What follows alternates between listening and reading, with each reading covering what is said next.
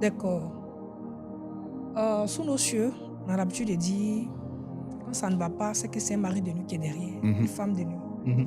Dans nos communautés religieuses, ça se dit beaucoup. Mais c'est quoi un mari de nuit? Est-ce que ça existe déjà? Et si oui, comment est-ce que ça se manifeste?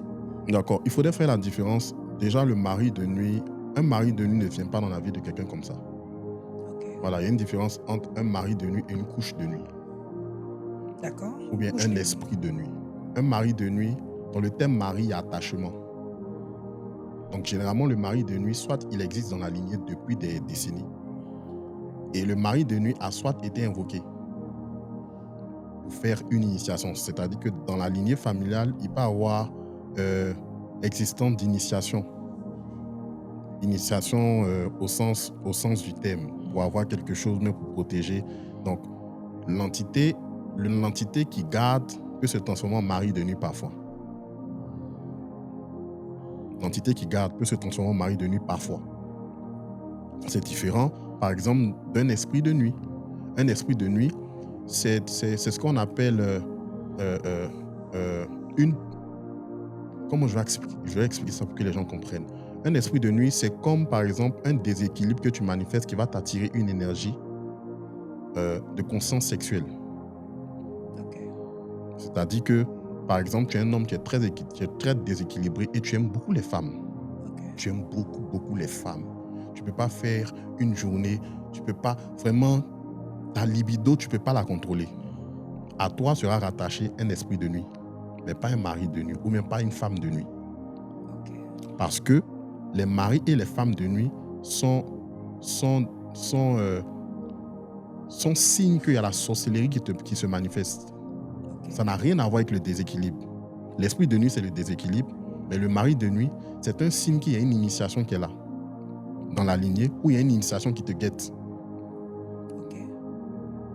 Je veux dire qu'il y a une différence entre ces deux formes d'esprit-là.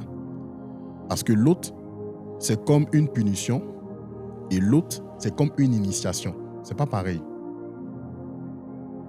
On ne peut pas prendre l'eau de mer ou bien le sel de mer pour chasser un mari de nuit.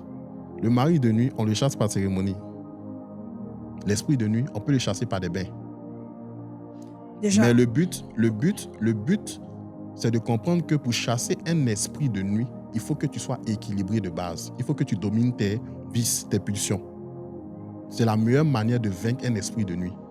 C'est-à-dire que si tu aimais les hommes, tu fais violence sur toi, et puis tu domines tes pulsions.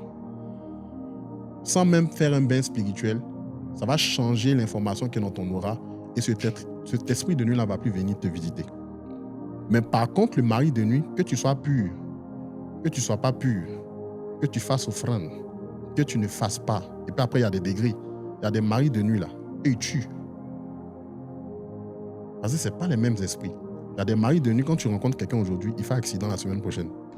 Avant d'aller plus loin, je voudrais vraiment différencier ça. Vous avez dit qu'un mari de nuit, enfin, c'est un état un peu plus permanent. C'est-à-dire que, comme il y a un mari de jour, là, tel que le mari du jour se comporte, c'est comme ça que le mari de nuit se comporte.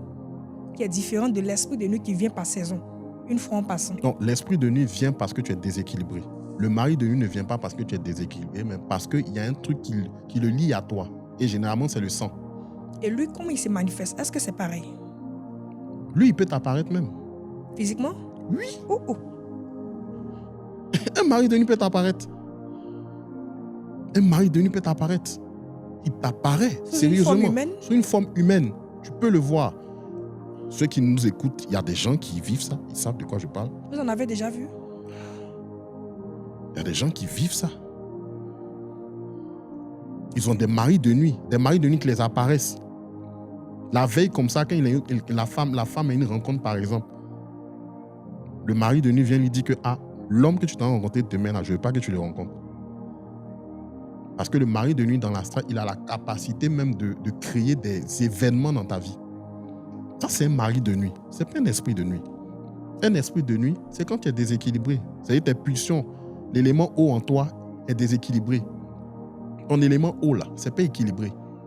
Donc, puisque ton élément eau n'est pas équilibré, le mari de nuit va venir, l'esprit de nuit va venir faire c'est ce qu'on appelle les incubes et les succubes. Ça, c'est les esprits de nuit. Mais mari de nuit, c'est autre chose. Comment reconnaître qu'on est un mari de nuit et non un esprit de nuit? C'est par la consultation. C'est vrai qu'on peut voir, on peut regarder une femme comme ça et puis checker, mais tout tourne autour de la consultation. C'est réservé aux initiés? La personne même qui a le mari de nous ou l'esprit de nuit? Initié veut dire quelqu'un qui a la connaissance ésotérique, qui a des connaissances ésotériques, qui a des connaissances profondes ésotériques. D'accord. Un initié, c'est ça. Donc, c'est quelqu'un qui a des capacités spirituelles et qui a des connaissances spirituelles. D'accord? Donc, il a été initié à une discipline. Donc, la discipline, une des disciplines spirituelles. On appelle les sagesses ésotériques. Donc, un initié, c'est ça. Le terme initié même, ça veut dire on t'introduit dans quelque chose. Donc, qui est réservé à une élite. Tu es introduit dans quelque chose qui est réservé à une élite.